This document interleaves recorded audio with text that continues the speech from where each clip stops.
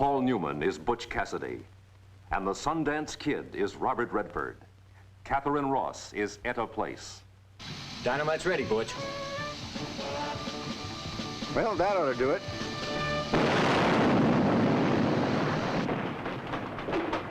Think you used enough dynamite there, Butch? Most of this is true, and all of it blazes with action. You've never met a pair like Butch and Sundance.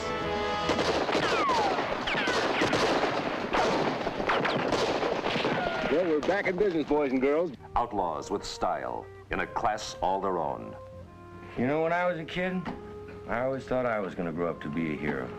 Don't tell me how to rob a bank. I know how to rob a bank. And anything you ask of me, I'll do. Except one thing. I won't watch you die.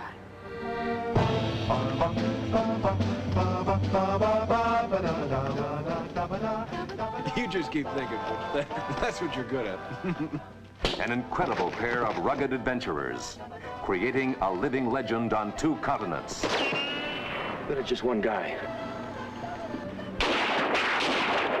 Don't you get sick of being right all the time? They robbed trains, Stop it. looted banks, Manos arriba. They got him up. Ah, you're so damn smart, you read it. and one girl shared their love and larceny. Raindrops keep falling on my head. And just like the guy whose feet are too big for his bed, nothing seems to fit. Those raindrops are falling on my head. What are you doing? Stealing your woman? Take her. Boy, you're a romantic bastard, I'll give you that. Then, Mr. E.H. Harriman of the Union Pacific put the top lawman in the West on their trail. They're very good. If he'd just pay me what he's spending to make me stop robbing him, I'd stop robbing him. They were outlaws, running out of time and out of space, and a changing world was closing in on them. From the American West to New York, to the dangerous new frontier of Bolivia, Bolivia. Well, he'll feel a lot better after he's robbed a couple of banks.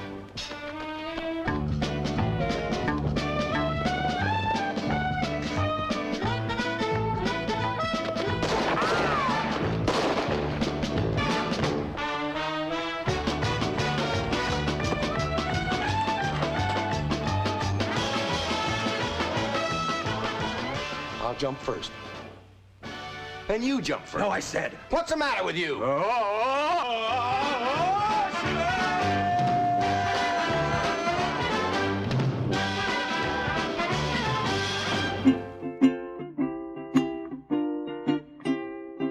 Raindrops are falling on my head.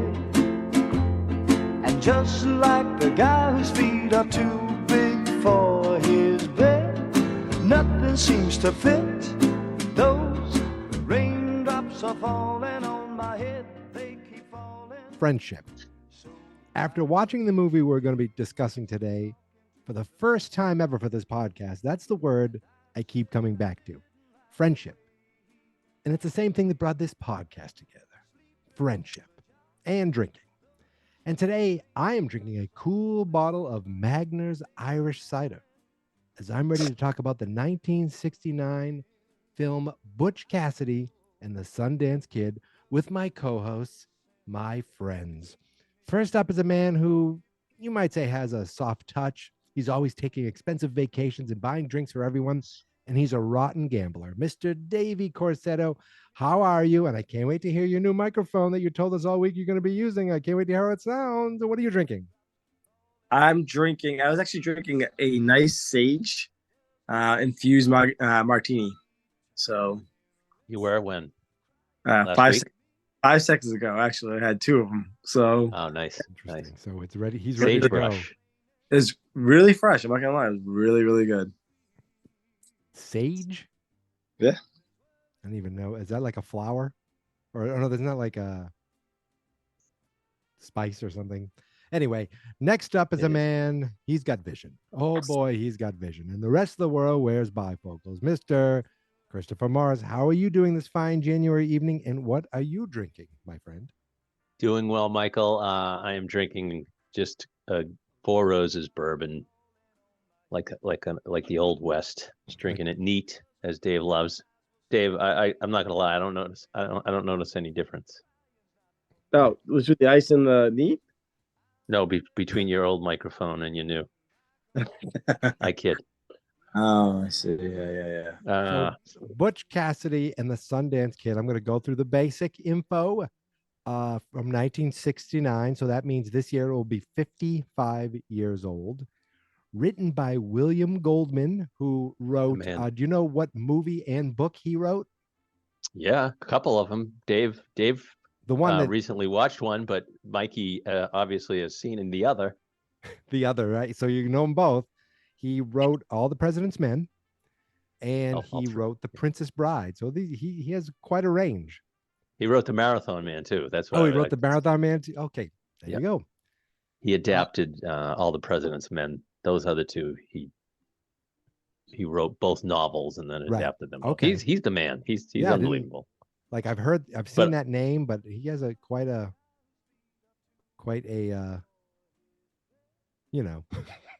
resume. That's the one.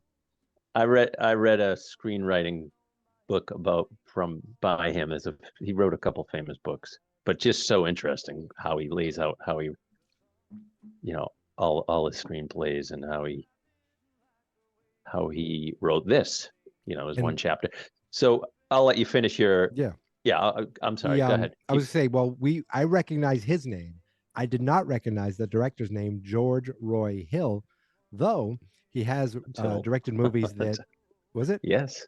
Yeah, until you saw his IMDb. Right. And I said, oh, he directed, of course, Funny Farm and also The Sting and also Slapshots. Those are the three that stood out to me. Funny Farm, not really standing out. I just had to mention that. And his name sounds like an old Western director, but it's not right. He's got a lot of range. And this film has a lot of different actors and characters in it, but really it stars three people. Two mainly, Butch Cassidy and the Sundance Kid, Paul Newman and Robert Redford, and Catherine Ross. Those are the only three that I put in because they really make up 90% of screen time in this movie. It is really considered a classic because it's got a 90% critic score, a 92% audience score, and for the first time in a long time, we have an entry into the AFI's greatest 100 films of all time, 100 American films. It is number 73 on the AFI American film list. It had, now I think I read this right, on a budget of, was it only 6 million or something like that? It made over 100 million. That's what I'm reading, which seems humongous. Was it? I didn't even think it was that much of a blockbuster of financial it's weird because I'm success. seeing different. I saw different things, and then I said it made 100 million US total. So I don't know exactly how it works, but it is a well decorated movie. It was nominated for 7 Academy Awards. It was not. It didn't win the best sound. It lost to Hello Dolly. Didn't win best director. It lost to Midnight Cowboy. Didn't win best picture. Also lost to Midnight Cowboy, but it won best cinematography, best writing for William Goldman, best music score, and best music original song for Burt Bacharach.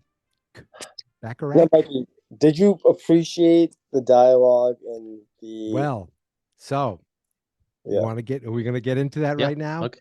Let's get it. Mikey's first impression, because this is one of the movies that he is seeing for the first time, like 25% of our movies. But and he scared me. He scared me a little bit yesterday with his take.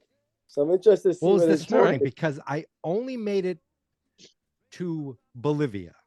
When I was falling asleep, I said, I can't. I don't want to ruin this. I'll pick it up in the morning. And my thought was, this is good.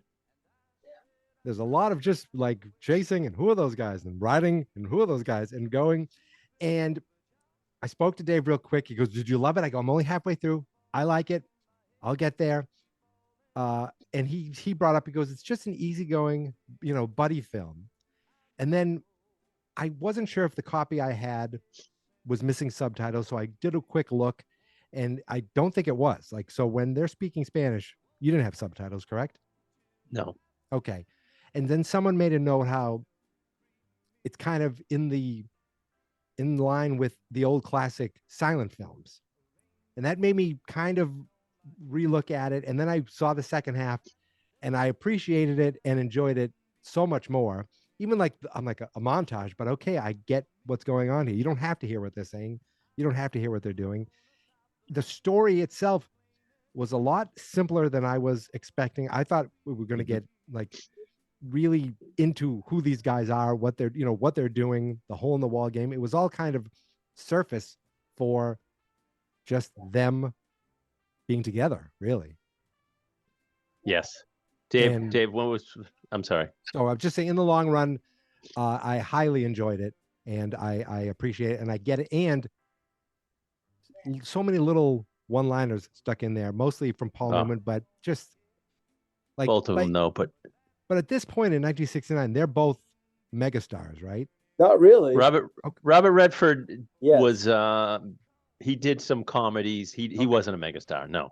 So they didn't want, the studio didn't want Redford originally. They didn't want Newman either. Well, William Goldman did, and they wanted Newman. He was in early.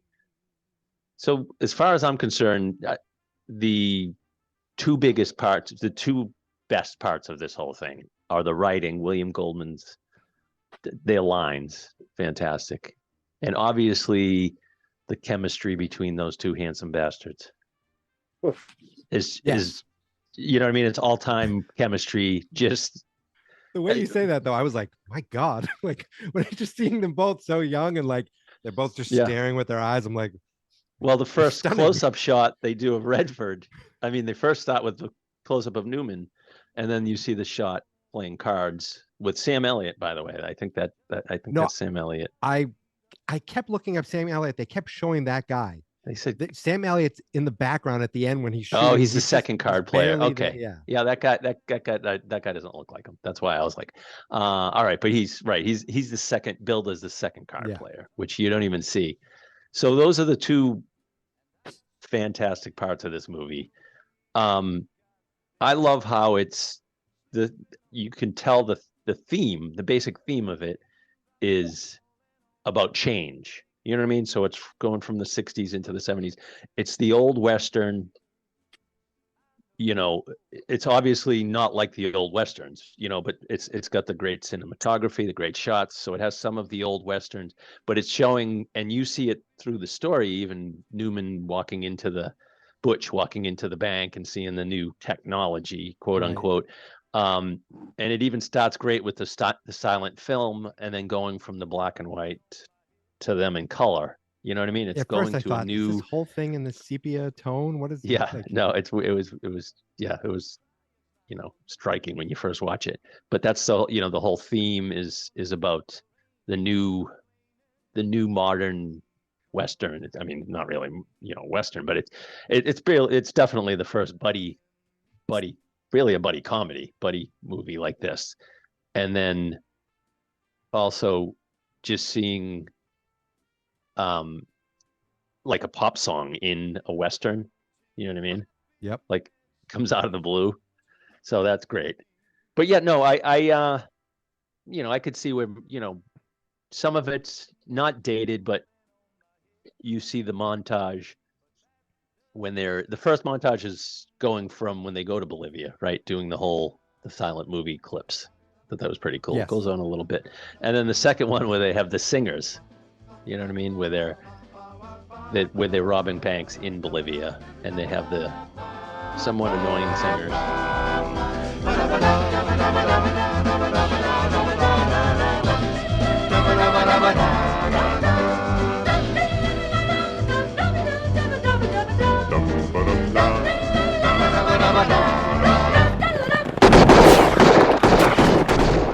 Well, I mean, I think the score? The entire movie is based on the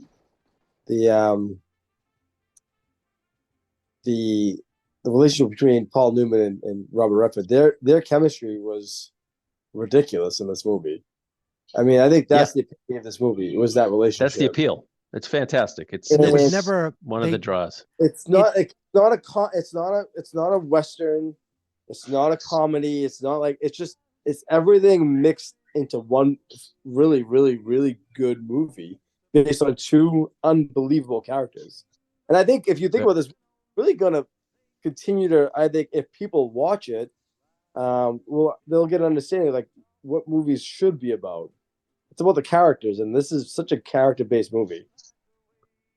And I Yes. love that they get on each other's nerve. Well, Butch seems to get on Sundance's nerves constantly, but they never like turn on each other. They're still, Never. you know, As crazy as Paul Newman's character is, right? Robert Redford just goes with it. Yep. And he's like, "Oh my Yes. god, you know, the whole, like, we need more dynamite on this train, and the entire thing Yeah. blows friggin' shit." That's done. I love. incredible. Yeah, looked like, it I don't really know if was. It was just They're loud. standing blew me right in away. front of it. You see, it looked great. But yes, I agree with the chemistry being the driving force and really the main thing in the whole movie. And I loved how Butch was so likable too. They say the real Butch Cassidy was very likable, but he was, the people that he was like, oh, is that Butch? Is that Butch? And the sheriff even, Right. Sheriff Bledsoe, who tells him what's going on. There's something out there that scares you, huh? But it's too late. You should have let yourself get killed a long time ago while you had the chance. So you may be the biggest thing ever hit this area, but you're still two-bit outlaws. I never met a soul more affable than you, but you're faster than the kid. But you're still nothing but two-bit outlaws on the dodge. It's over. Don't you get that? Your times is over, and you're gonna die bloody. And all you can do is choose where. You could tell he liked them. And then you get the silent, in contrast, the silent, brooding, actual Western gunman in the Sundance Kid. When was the first time you saw this movie, Dave? I don't remember. For me, it's probably, I don't know, 15 years ago. Yeah. I've watched it every few years just because I love the ending. I love the dialogue. It's just a great movie. So I like to revisit. It's like revisiting old friends. It is great. It's a favorite of, like I said, often mentioned Brian, who I actually mentioned to him he was going to maybe be on this pod if it could have worked out, but he's gone up north. He loves this movie. I know. I'm like, we're doing too much pro Brian movies. We gotta. Hopefully, he doesn't like The Dark Knight. We're gonna find out. Sorry. One of Brian's favorite. Hey, Mikey, clip that. We don't want to put that in there yet. But it's a couple of things I wanted to note. The stunt work, where it seemed like they're riding. They're like, I'm like, you're having both of your megastar, or maybe not megastar, but your two leading men are climbing what seems to be these pretty steep rocks, and they're doing it as far as I can tell. This isn't, but most of the riding they're doing pretty much all of it. I mean, I know Paul Newman's like a speed demon. Yeah, well, Newman was actually worried that Redford wanted to do too many of his, like on the train and stuff like that. He's like, I don't want a new co-star, So do you know the backstory of this movie? As far as, who was supposed to play? No, I don't know anything. The roles. Was Paul Newman's part written for Steve McQueen? No, that was going to be. Steve McQueen was supposed to be in the movie. He was already signed up to play the Sundance Kid. Oh, okay. He was good.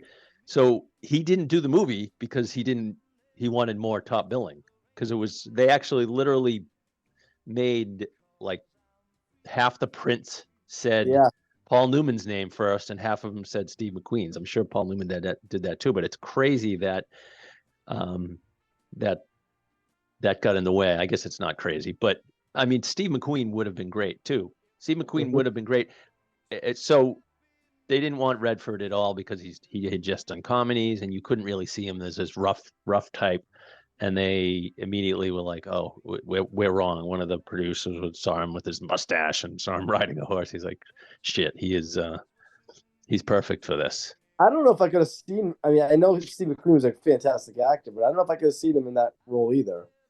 And I think this is the role that actually resurrected Paul Newman again, too, wasn't it? I don't think he needed resurrecting. I think when I was reading something today, this was a huge boost for him because he was kind of sputtering a little he bit. might have been coming off something like he had done a comedy and that was kind of a bomb. So he was afraid that like he didn't want to do any of the jokes. He was like afraid that he's like, I can't do comedy. You can't give me these lines. So I guess when they screened it originally, the audience was laughed so much. So George Roy Hill, who I just realized loves Paul Newman because two of those movies I mentioned are Paul yes, Newman movies. he definitely does. But he was like, oh my God, this is my tragic story. People are laughing too much at this. It's not that much of a comedy. So they actually cut out some funny parts, which is crazy because so much of it is just the humor between them. And the banter. All their conversations are humorous. So I think I first saw this in my early 20s, maybe late teens, and loved it. Or like the 70s. How dare you? How dare you, sir? Chris is we're going to edit around him getting up. And yeah. No, I'm here. Window. I'm listening. Listening. One thing I wanted to note was I love the fact that they had this whole, you think we're going to get this villain, this Lord Baltimore and yes. some French guy with the white hat. We never see John LaFour. We might have seen them in Bolivia. Right? Yes, right. But we don't even know if that was them. It was like the fact that they built up this thing. You think it's going to come to that, and it never comes to that. It was. I love the going from the, when they did the robbery. So they robbed the train on the way there. They blew up that felt very comedic with the guy inside. Great job, Woodcock. Yeah, he was very funny. What's going on? We got a patriot in there. Okay, go ahead, Newt. That's young Woodcock. He's awful dedicated. Woodcock? Yes, sir? You know who we are. You're the hole-in-the-wall gang, Mr. Cassidy. I understand that. But you got to understand Mr. E.H. Harriman himself of the Union Pacific Railroad give me this job. And I got to do my best, don't you see? Your best don't include getting yourself killed. Dynamite's ready, Butch. Mr. E.H. Harriman himself, he has the confidence of... Open the door or that's it. You think E.H. Harriman would get himself killed for you? Woodcock? I work for Mr. E.H. Harriman on the Union Pacific Railroad, and he entrusted me. He didn't want to. He was very protective of the owner, who ends up actually hiring the 6-man posse, E.H. Harriman's property, right? So, but they, blowing that up, and then when you see the guys come out of the train, that's such a long scene of them chasing them. That's great. Right. I was like, this is going on, and but it, I don't know, it worked. It made sense. There was some other thing. Oh, I mean, I know we're going to go through the plot, but what I didn't understand exactly was, I might have missed it, how the branding on the horse gave them away. So I guess that there was just there wasn't branding anything... to they stole a what's the word I'm looking for? The guy that hired them first. Okay, it wasn't the same company. It was just a money, a payroll company that transported the payroll. So that poor bastard. Yeah, he's like, that was pretty funny how he was demeaning morons and everything. And exactly. For some reason, I had it in my head. I was like, okay, I'm pretty sure they die at the end. For some reason, I thought the cliff was the end, like the last scene. They did a Thelma Louise thing. That's the most iconic scene in the movie. Better get ready. Kid, the next time I say let's go someplace like Bolivia, let's go someplace like Bolivia. Next time. Ready? No, we'll jump.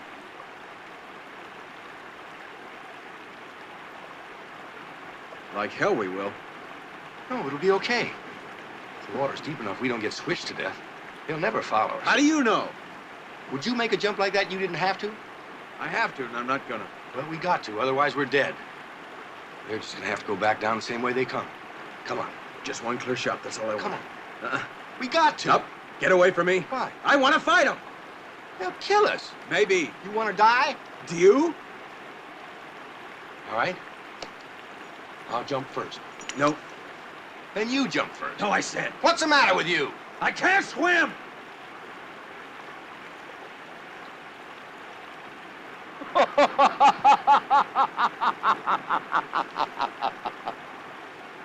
Why, are you crazy?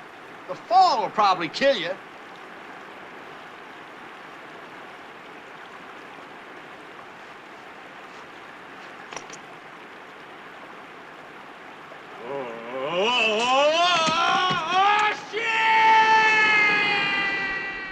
But when he said the fall of Killy, I was like, oh my God, that's the line from this movie that I heard in Oh, clips. it's so funny. It's so funny when he laughs at him, you know, because he's afraid of. I've heard even Milhouse and Bart, I think, did that Oh, did they? in some Simpsons commercial. So you know who else? What they originally, before Robert Redford, now that I remember this, had in mind. Sorry, I wish it was this Burt is Reynolds. tough but for you. probably not. It was Jack Lemmon. Really? Yeah. Which you really don't see him being a badass, No. but You see him exactly being you very, see the him very be more likable of a side. likable, funny. So, but just so many great lines too, right? And so such great delivery from both of them. Now, Mike, yeah, very had clever. you ever seen the clip of the raindrops? That looked falling on my familiar. head part? The bicycle part. Now you Okay. said something about controversy with that part. You mentioned that. in the Well, clip, right? I said that. So, Or was it just the song itself? no, BJ Thomas, the one who sang it, they thought that was going to be his people thought that was going to be the end of his career. They were like, oh my God, they're using, this is in this Western right in the middle. And then also Robert Redford thought it was terrible. He's funny. like, and then he saw the movie and he's like, oh shit. No, he goes, no, that actually fits. I noticed they didn't keep the horn, like in the finale of the actual song.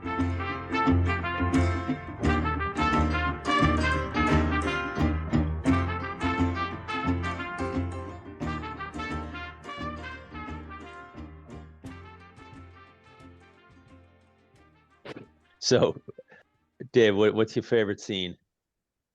I definitely think my favorite scene is the ending in Bolivia. I've got a great idea where we should go next. I don't want to hear it. Change your mind when I tell you. Shut up. Okay. Your great ideas at God is. Forget about it. I don't ever want to hear another one of your ideas, all right? All right. Okay.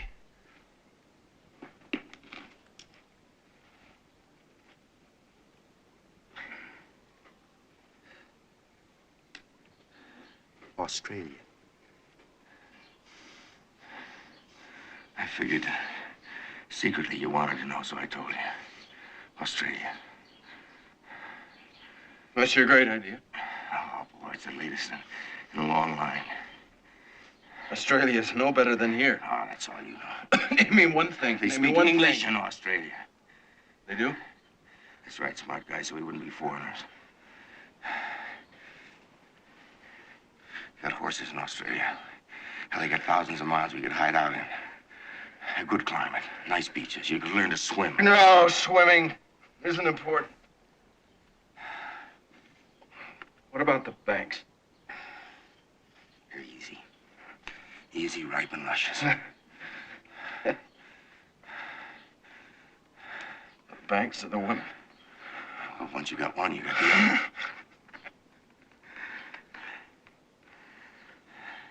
It's a long way, though, isn't it? Ah, everything's got to be perfect with you. I just don't want to get there and find out it stinks. That's all. At least think about it.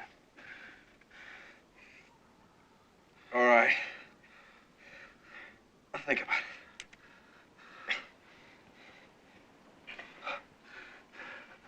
Hey?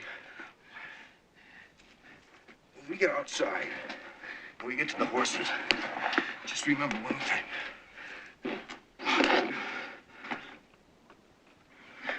Hey, wait a minute. What? You didn't see LaFours out there, did you? LaFours? No. Oh, good. For a moment there, I thought we were in trouble.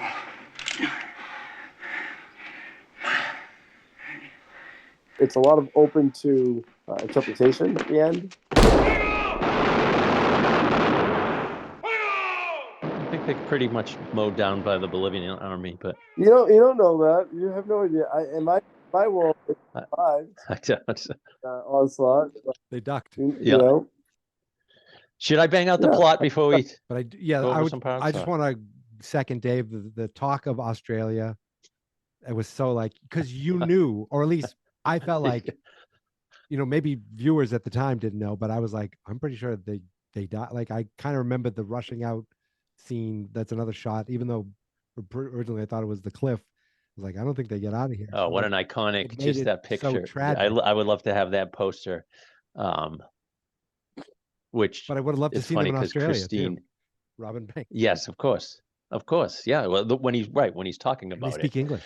but yeah.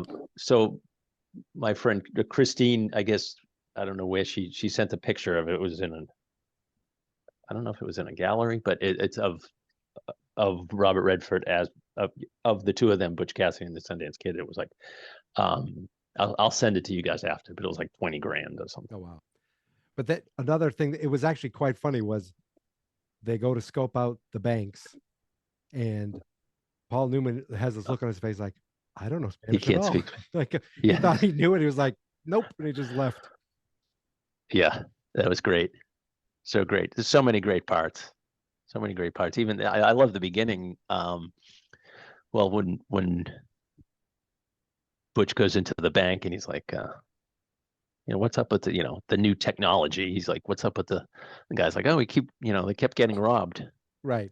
What happened? He's like the old ones. What happened to the old the little bank? beauty? Yeah. Yeah. Small price to pay. So, or all right. Beauty or Yeah, exactly. Something like that. All right, let me bang out the plot and then we'll talk about some more parts. 1899, Wyoming. Butch Cassidy is the leader of the Hole in the Wall gang. Sundance Kid is quiet second-hand man. I guess you would call him that. They return to their hideout, and the rest of their gang has staged a little mutiny and selected Harvey Logan as their new leader. Ted Cassidy. As Mikey mentioned, Ted Cassidy. You right. Logan challenges Butch, who agrees to fight. This is one of my favorite lines. I'll go over that after I bang this out. Logan wants to rob trains now. Butch wins the fight by tricking him, but he does take his idea to rob trains instead of banks. They rob the same train going two ways, first blowing it up with Woodcock trying to protect E.H. Harriman's property.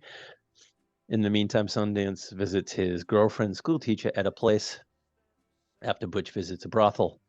On the second robbery, they use too much dynamite and blow the money in the air.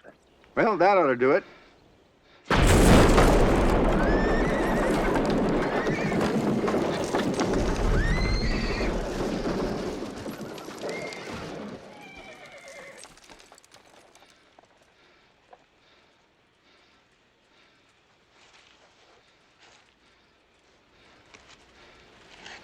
Think you used enough dynamite there, Butch?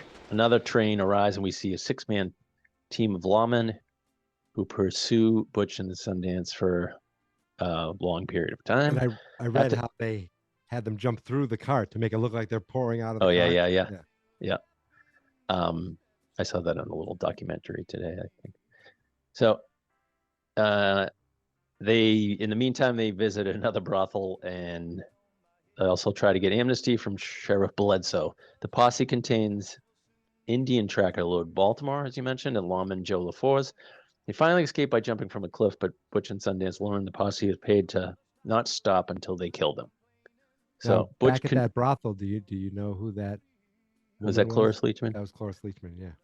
You can't even see her really, but that part's great. So she's a big fan of Butch. Butch convinces Sundance to go to Bolivia, accompanied by Etta. After taking time to adapt and learn some Spanish, they become bank robbers. They stop after seeing someone in a white hat, similar to LaForce, possibly LaForce. They decide to go straight, get jobs as payroll guards. Their boss gets killed, and they kill the bandits, which is the first time Butch has ever shot anyone. They decide to go back to the U.S. They steal a donkey, and when they're having lunch, the boy recognizes the symbol, as you mentioned, and tells the police, which leads to a shootout. Butch gets ammo from the donkey while Sundance covers him, but they both get wounded. Dos banditos. So they don't. Dos banditos. They don't. Dos hombres. Dos hombres. Mi capitán, por favor. Dos bandidos yanquis. They don't realize the Bolivian army showed up, and Butch tells Sundance his new plan to go to Australia. They charge out of cover, firing their guns into a hail of bullets with the freeze frame shot, ending They the make movie. it out alive, and they're still in Australia today. Of course they do. So I was just mentioning that first fight with Harvey, not Harvey, yeah, Logan. When he's did he kill him, or is he still in the gang? I thought, he just kind of let him be. They didn't fight to the death. He really just kicked him in the balls, and that really incapacitated him, huh? But he says, I don't want to be a sole loser, but but if he kills me, I want, if I die, do me a favor and kill him. Sundance. When we're done, if he's dead, you're welcome to stay. Listen, I don't mean to be a sore loser, but when it's done, if I'm dead, kill him. Love to. And I like how they kind of, all right, say when. He got him first, and then he said, okay, 1, 2, 3, go. Yeah, that's great. One of my favorite scenes, the obvious long scene of them getting tracked, and just so many great lines with Butch. Who are those guys? I couldn't do that. Could you do that? How can they do that? Who are those guys? They're not going for it. Who are those guys? They're beginning to get on my nerves. Who are those guys? He said it 3 or 4 times. Saying stuff. One of the great lines is was from Sundance, saying when Butch said something and he turned out to be completely wrong, and he's like, "Don't you ever get tired of being right all the time?" Good stuff. Well, the other scene where they're in that knife fight was also another great scene for me. You just see how Butch is on a different level when it comes to being street smart versus these knuckleheads. Yeah. No, I love his little interaction with to the face, and you see Butch is smart. Yeah, and the other guy. The other guy reading the paper. Parts. Yeah, he would like to see his name in the paper, and then how come you're not following those guys, right? That ending, though, but that ending though is so fucking good. It's so iconic. Yes, they probably did die. They probably did. Damn it! But I loved it, even not knowing. I mean, the very little Spanish I know, just you could tell the conversation of there's only two of them, and he's yelling. We could had all those guys there. Yeah, so good. The score of the movie's ridiculous. I mean, even the beginning score was like, I didn't know what I didn't know what to expect. At a certain point, I thought this movie was in color. What am I like? What is? And that's what I say. The breakaway from black and white to color, and then in the end from color to black and white. So great. This movie. Yeah, a couple great lines at the end is when he's, they're deciding who's going to go back out there, and that's all I got.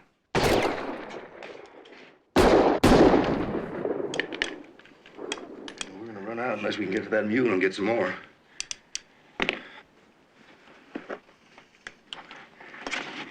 I'll go. This is no time for bravery. I'll let you. Loaded.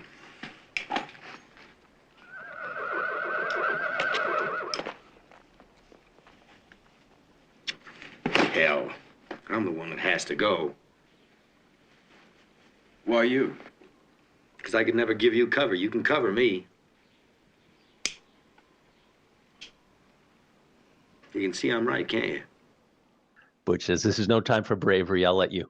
He's like, "I'm gonna go," and then finally he's like, and then he runs out. When he runs out. You'll be when better he- covering me than I'm covering you. because he can't shoot. But when he runs out and they come back in and he's like, he goes, "Is that what you call cover? Is that what you call giving cover?" And then, great line by Sundance. Is that what you call running? Just some of the best chemistry of all time. It really is. And I'm glad you actually turned the script, Mikey, on this movie, and not just. I didn't dislike anything I saw. It just wasn't what I was expecting. I don't know. Maybe It's almost on the same level as like The Graduate, I think, for me, when it comes to like dialogue and chemistry, and just it's such a good feel-good movie. It really is. It is. I don't think I mean, personally, The Graduate is more of a favorite of mine.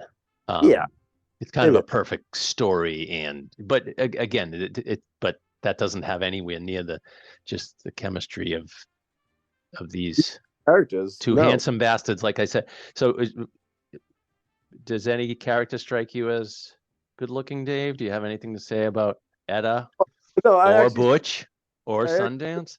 No, I actually said this earlier. And like, if I was to happen to like on the arts of like going the other way, those two guys were ridiculous. David Hot Alert. Repeat. This is a David Hot Alert. This is not a test. If you want to be any two guys in the series, those two guys are it. That's it. That's it. I was surprised you went for them and not her, but I'm putting it in at that point. I'm actually not surprised because they were stunning. She's obviously they were stunning.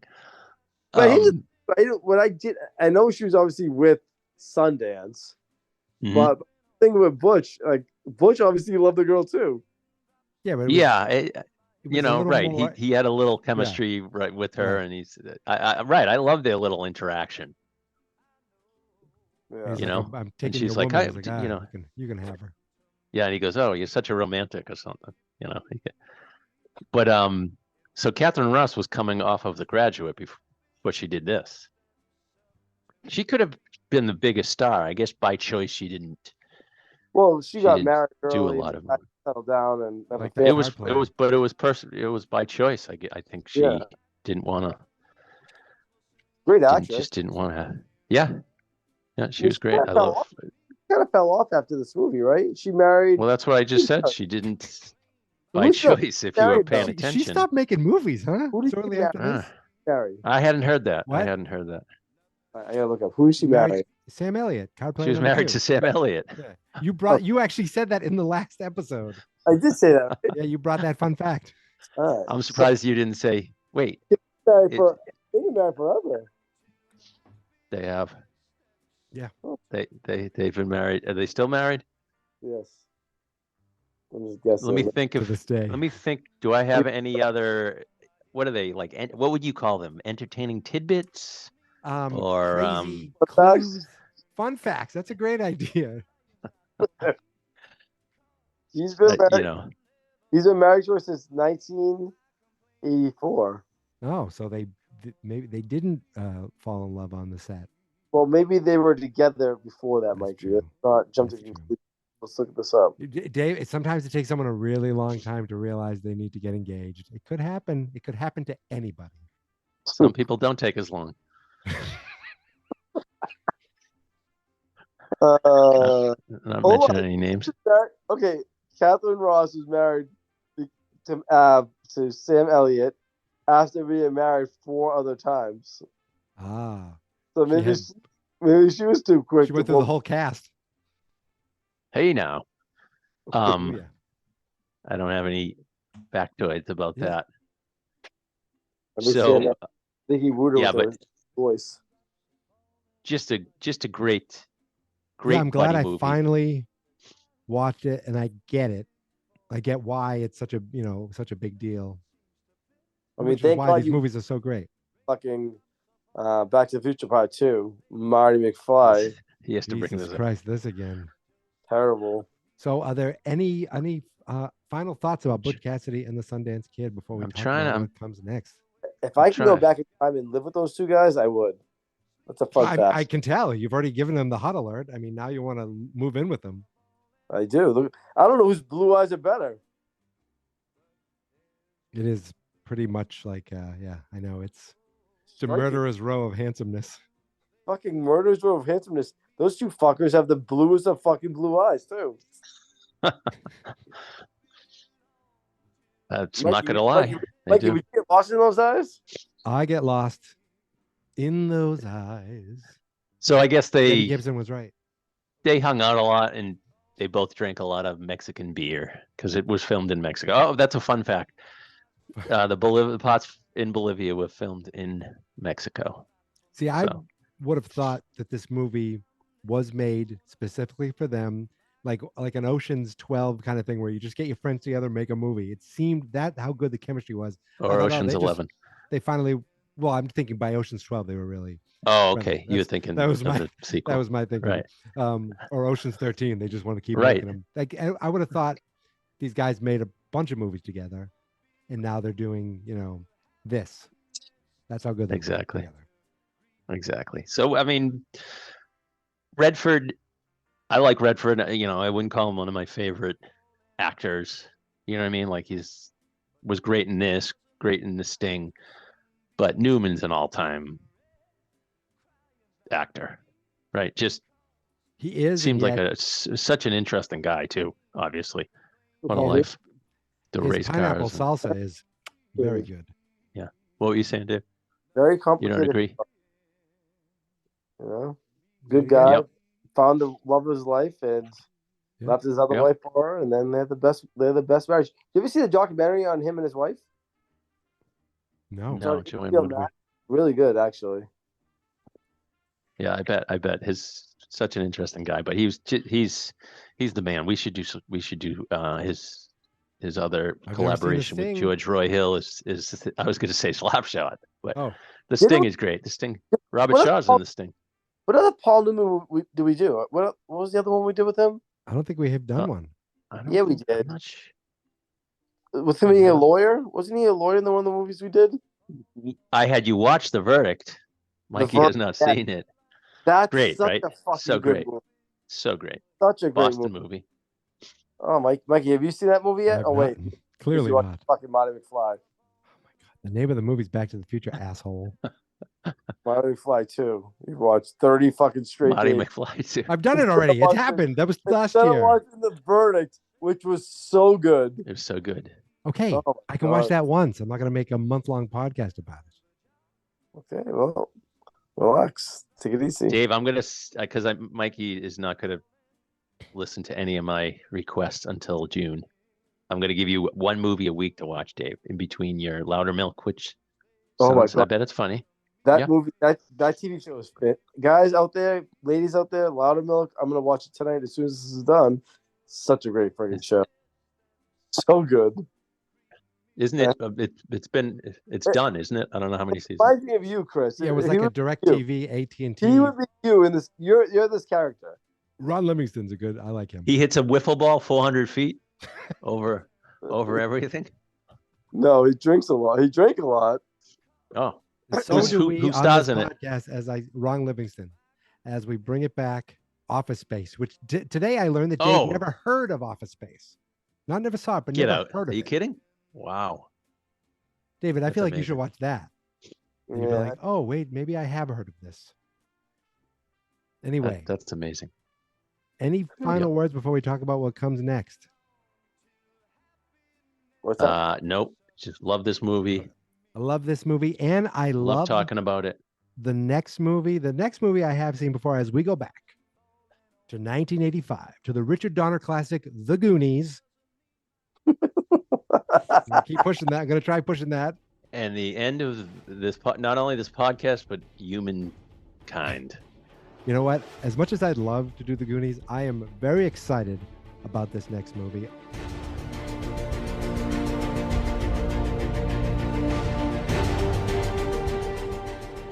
A movie that David and I went to go see in the theater, which is now, I want to say, 16 years ago. That's crazy. Which is insane. From 2008. We're going back to the Dark Knight. I don't know. I was trying to do Batman's Christian Bale Batman voice, but I am thoroughly. I thought about this the other day. I said, "Oh, I wonder if they'd actually watch that movie for this pod," and then You guys mentioned it. That is weird. Yes. Yep. I'm did. very excited for that. That I've seen. The executive producer. I'm excited. Yeah. This movie took this poor fellow's life too, which is sad. I don't know if the movie. I don't know. I don't think the Joker actually was that. I have some hot takes about this. Not really hot takes, but it's pretty. There's one moment in the whole movie that goes, oh, it was one, like, we'll get there. That's next time. But this time around, gentlemen, thank you so much for joining me again. You can find us on Twitter at @fine_movies. You can find us on Instagram at Fine Movies, Fine Spirits. And you can find us on YouTube. Search Fans Not Experts. Every episode, except for the ones that the studios have taken down, but most of them are back up. Every episode can be found on our YouTube channel. Christopher, any parting words from you? Nope. Enjoyed it. Enjoyed the time with my Hole in the Wall gang. Once again. Thank you again. Thank you guys for pushing this movie. I'm Butch, by the way, Dave. Yes. You can be Butch. I'll be the striking Sundance. David, the David kid, the Sycamore kid. Any parting words from you? No. I'm glad you enjoyed the movie, Mikey. I was a little nervous that you wouldn't, and I was gonna literally punch you in the fucking scrotum. But thank you for turning the corner on that.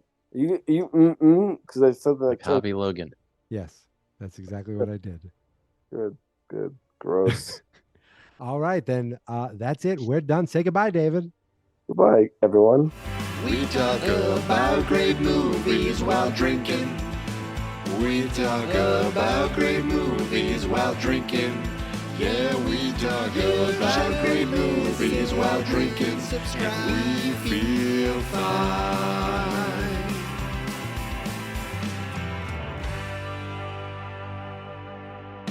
Dave is sideways for some reason. I don't know why it is, but I just looked up and I'm ready to fix. No, am I sideways for you? Dave's horizontal. I want to take a screenshot of this. Dave's lying down. Is it better? No, it hasn't changed. Fans Not Experts.